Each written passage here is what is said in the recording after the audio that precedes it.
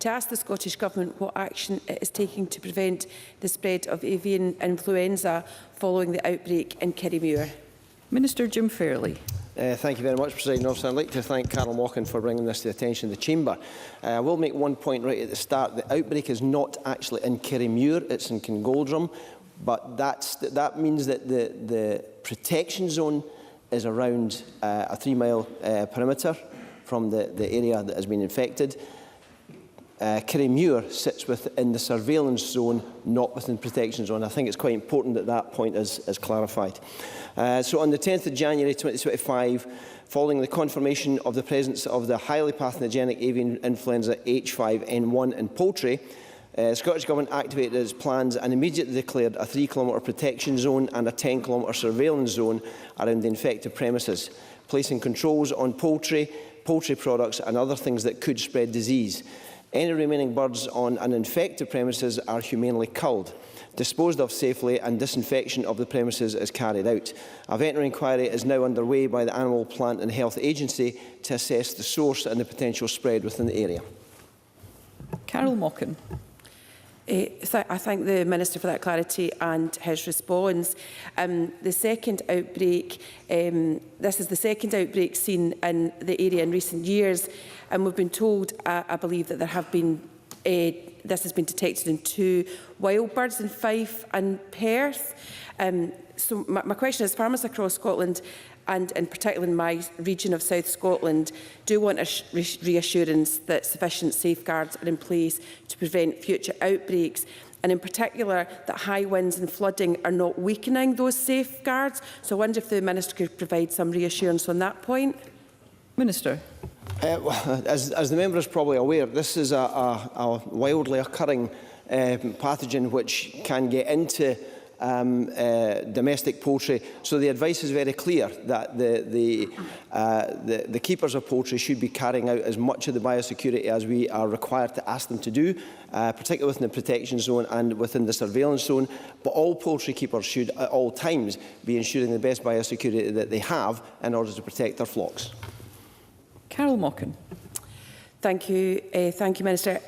My last question is around the sort of link. So avian influenza has devastated wild bird populations across the country, and we do know that transmission from birds to humans is rare and risk of human health is low.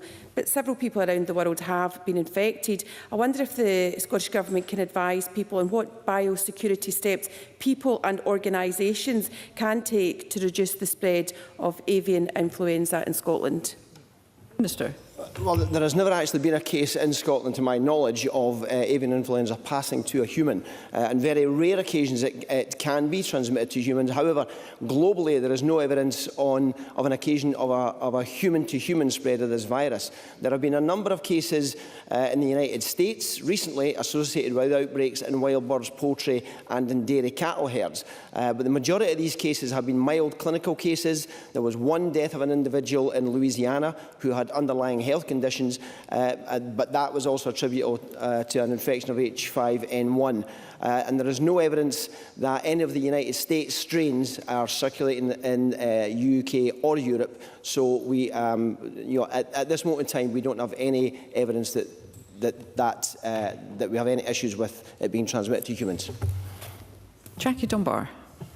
Thank you, Presiding Officer. Can the Minister set out to the Chamber the importance of poultry keepers remaining vigilant and ensuring high standards of biosecurity? And is the Minister able to give us examples of what this looks like in practice? Minister. Thanks, Presiding Officer. It's a legal requirement for suspicion of avian influenza to be reported immediately. That allows the Government to advocate its contingency plans speedily and effectively, and that minimises the potential further impact on other premises and birds. And the best way in which keepers can protect their flocks is by applying those strict biosecurity measures that I just mentioned. And that's principally aimed at avoiding direct or indirect contact between their flocks and infected wild bird species, which is the main route of infection.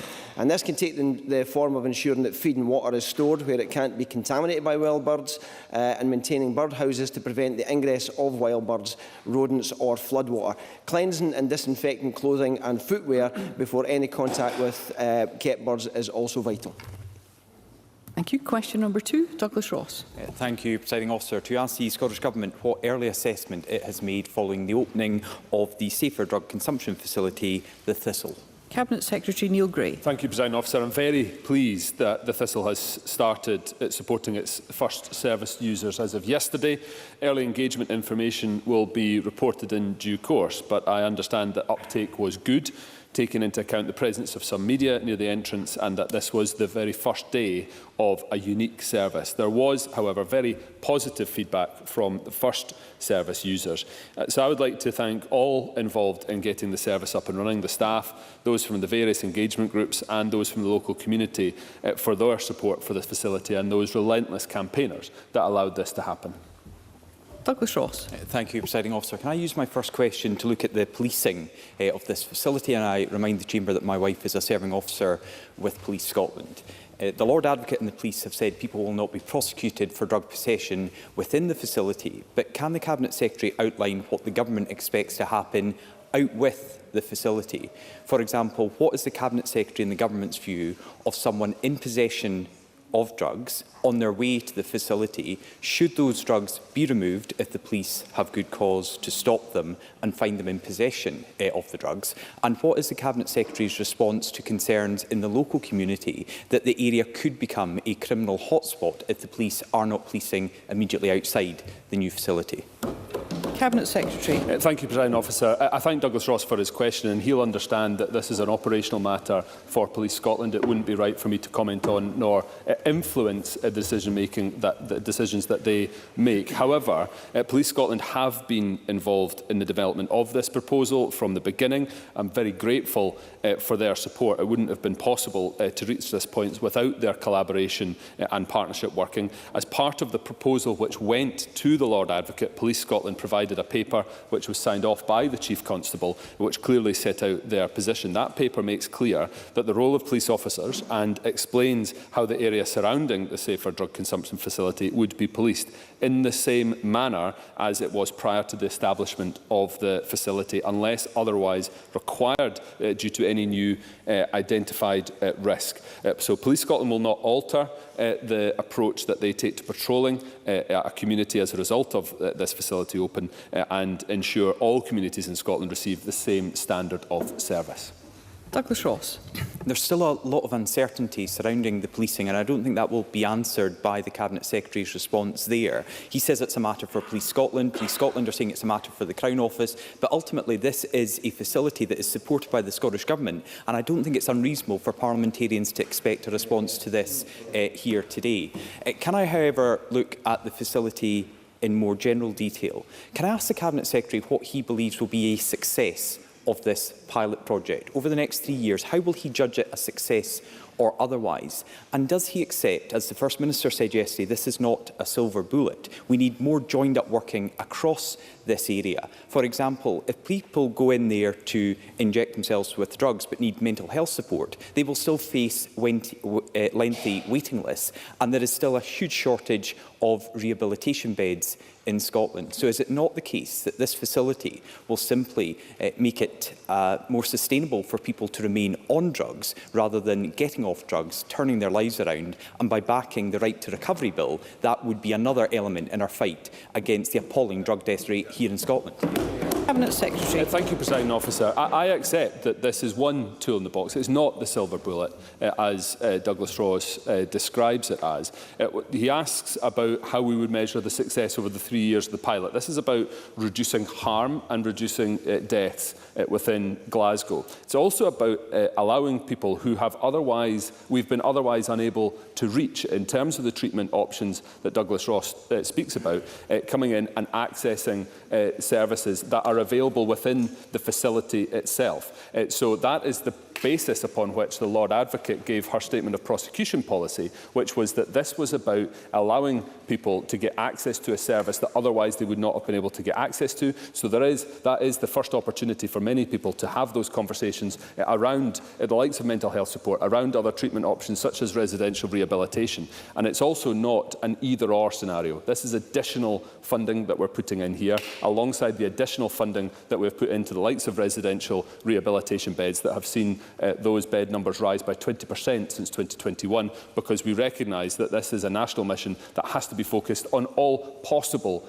forms of intervention that can save lives, because I agree with Douglas Ross, the situation is appalling and one that we must face, but we must make sure that we take all possible steps, including those that feel radical, like this one, to ensure that we get to all of those people that can potentially benefit from the services that are available across Scotland.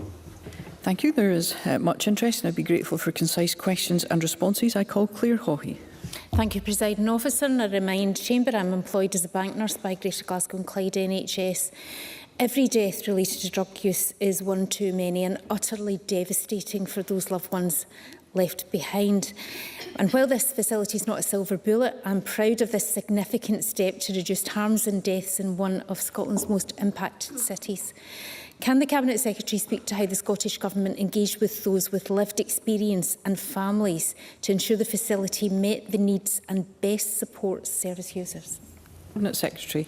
Yes, I thank Claire Haughey for her question, and I absolutely agree with her that a life lost to a drug dependency is one life too many. And I was able, alongside the First Minister, to speak to bereaved families that were part of the process of establishing the Safer Drug Consumption Facility when we visited the facility on Friday, as well as others with lived experience who have helped in the design of the facility, the way that it looks, the way that it feels, right the way down to being part of the interview panel for some of the staff to make sure that the cultural aspects of who is employed and how they approach their work is informed by lived experience. That is absolutely critical to the confidence of the community in the facility and of service users with it, but also in making sure that the endeavours that we're seeking to address around reducing harm and reducing the number of deaths are able to be addressed as well. And I'm very grateful for all those with lived experience, as well as service users and bereaved families, for the input that they have had in getting the Thistle to this point. Thank you. Paul Sweeney.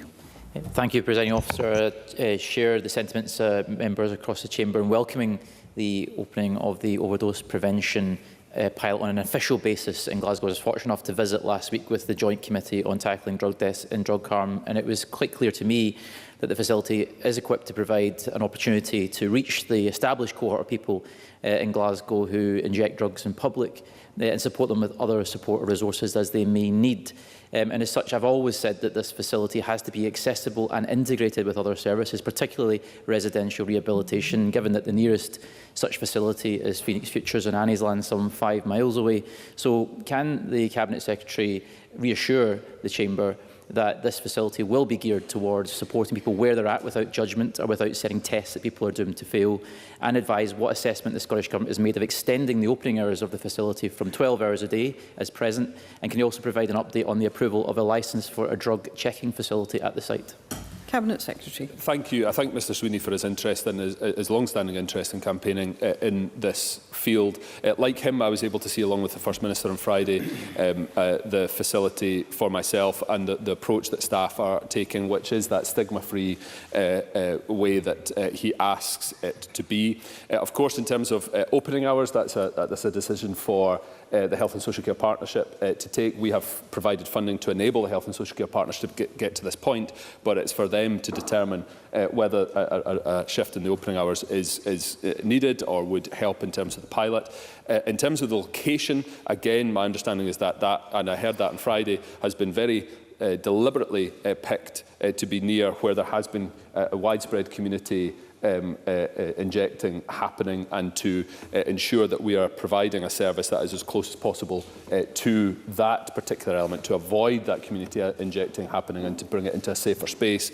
And of course, as I said in response to Douglas Ross, the whole premise of the Lord Advocate's statement of prosecution policy was about this being a gateway to getting people access to treatment and a road to recovery. And so the integration of the services, both within the facility itself, as he'll know, the wide range of services that are available there, but also to the residential rehab facilities, is absolutely crucial, I believe, to the success of this pilot.